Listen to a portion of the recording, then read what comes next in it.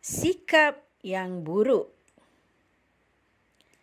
Di dalam sebuah hutan, terdapat pelbagai jenis haiwan. Sang singa digelar Raja Rimba. Dia menjadi raja kepada semua haiwan di dalam hutan itu. Pada suatu hari, kaki Raja Rimba cedera. Semua haiwan menziarahinya kecuali si keldai. Si ular memberitahu Raja Rimba bahawa si keldai tidak menghormatinya sebagai raja. Berani betul si keldai. Tanpa membuang masa, si burung hantu berjumpa dengan si keldai.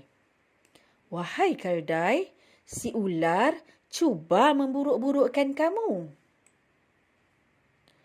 "Jahatnya si ular.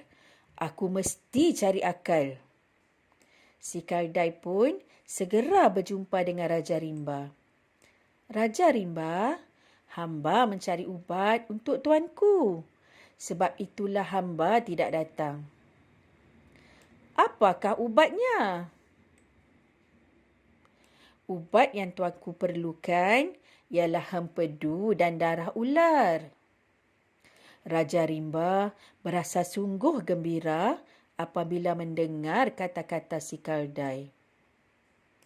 Raja Rimba menyuruh sang belang untuk mencari si ular.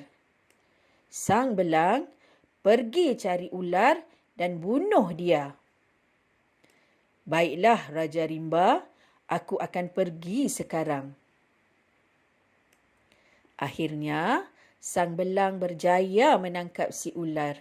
Dia menggigit si ular sehingga mati.